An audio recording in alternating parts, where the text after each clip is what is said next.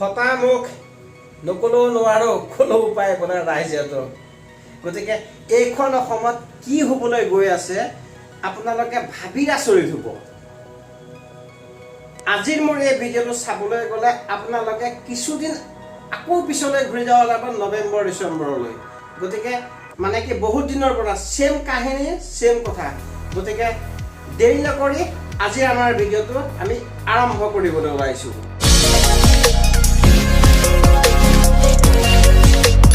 ভিডিঅ'টোত আৰম্ভণিতে আপোনালোকক দেখাই দিছো থাম্বনেল আৰু টাইটেল চাইছে আপোনালোকে গমেই পাইছে গতিকে কি হ'বলৈ গৈ আছে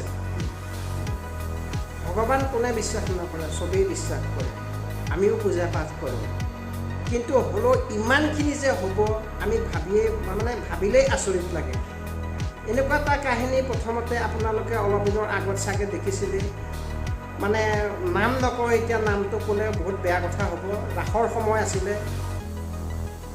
গোটেই এখন গাঁৱৰ ৰাইজক নচুৱাইছিলে ৰাইজটো পিছৰে কথা কিমানখিনি মানে ভক্তপ্ৰাণ মানুহক নচুৱাইছিলে পাছত গৈ পেলাই কি হ'ল একো নহ'ল একোৱেই নাপালে কথাটো যে মিছা আছিলে এইটো বিষয়ত মই এটাও ভিডিঅ' বনোৱা নাছিলোঁ কাৰণ প্ৰথমতে মোৰো বিশ্বাস হৈছিলে কিন্তু লাষ্টত গৈ পেলাই একোৱেই নহ'লগৈ কিন্তু সেই সেম কাহিনী আজি হ'বলৈ গৈ আছে ক'ত হৈ আছে আপোনালোকেতো গম পায়েই আছে দেখিছেই গহপুৰত জালুকবাৰী নামৰ এখন গাঁৱত গোটেই সত্য আৰু সত্যতাৰ প্ৰমাণ সহকাৰে লৈহে মই আজিৰ এই ভিডিঅ'টো প্ৰস্তুত কৰিছোঁ ভগৱতী আই যে আছে মই বিশ্বাস কৰোঁ কিন্তু আই লাগিলে ফুল তুলসী ধূপ ধূনা লৈ পেলাই আসন পাতিবহে কিন্তু এই কালিমাৰ ৰূপ লোৱা আই মই আজিলৈকে দেখাও নাই শুনাও নাই সেয়া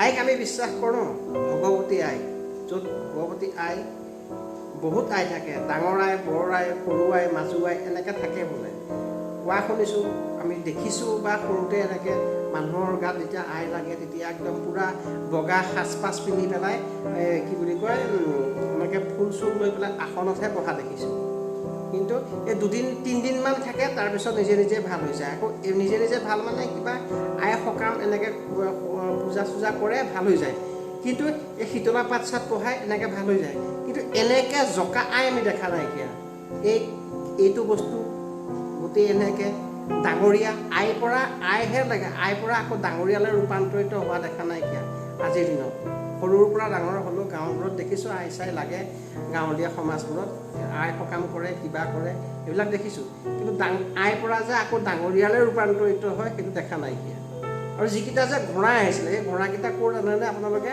এই মুছলিম মানুহৰ মুছলিম সম্প্ৰদায়ৰ মানুহৰ ঘোঁৰা হয় সেই ঘোঁৰাকেইটা পথাৰত চৰি আছিলে কেনেবাকৈ আহি পেলাই বাৰীৰ পিছফালে আহি খেৰৰ মাজত খেৰ খালেহি তাকেই সেইটোকে মানেকে ডাঙৰ কৰি পেলালে ডাঙৰীয়া আহিছে বুলি বগা ঘোঁৰা আহিছে ডাঙৰীয়া এয়াই হৈছে কাহিনী ঘোঁৰাকেইটা কাৰ সেয়াও মই নাম কৈ দিব পাৰোঁ কাৰ ঘোঁৰা আছিলে কিন্তু কৈ লাভ কি আছে এতিয়া ৰ'ব একোতে পূজা পাঠ যে আমিও কৰোঁ ন আপোনালোকৰতো বিশ্বাস নহ'বও পাৰে গতিকে মই আপোনালোকক অকণমান দেখাই দিছোঁ এয়া আমাৰ থপনা ভাগ এই থপনা ভাগতে আমি সদায় ৰাতিপুৱা গধূলি সদায় পূজা অৰ্চনা কৰোঁ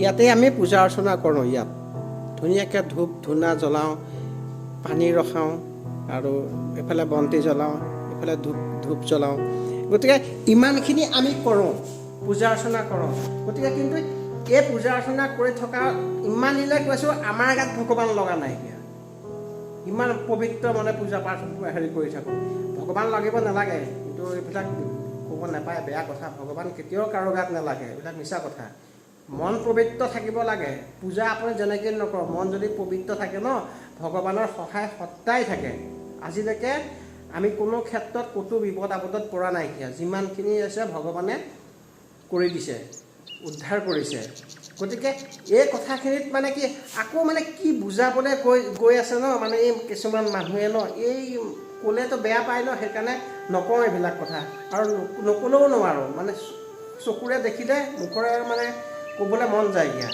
এইবিলাক কাহিনী এইখন অসমত কি ক'ব আৰু এইবিলাক কথা যেনেকৈ সেই এজনী ছোৱালীয়ে যে কিমানখিনি কি কৰিলে একদম পূৰা কি গাৰ নোম শিয়ৰি উঠিছে এইবিলাক কথা শুনিলে। মই একদম কিমান অন্তৰৰ পৰা বিশ্বাস কৰিছিলোঁ, কিন্তু লাষ্টত গৈ পেলাই যি দেখিলোঁ ন, মই একদম বিশ্বাস হেৰি হৈ গ'ল আৰু নাইকিয়া হৈ গ'ল এইবিলাক ক্ষেত্ৰত। এয়াই হৈছে অসমৰ কাহিনী।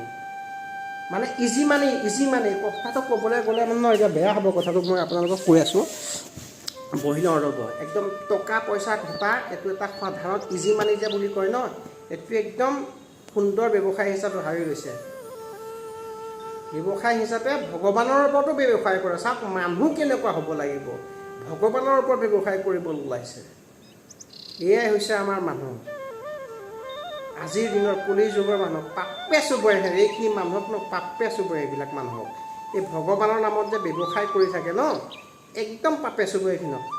ইহঁতক মৰিলেও জীৱনত সিহঁতৰ আত্মাই শান্তি নাপায়, এনেকুৱা ব্যৱহাৰ কৰা মানুহক। ভগৱানৰ ওপৰত যিখিনি মানুহে ব্যৱসায় আৰম্ভ কৰে ন, মৰিলেও সিহঁতক আত্মাই শান্তি নাপাব।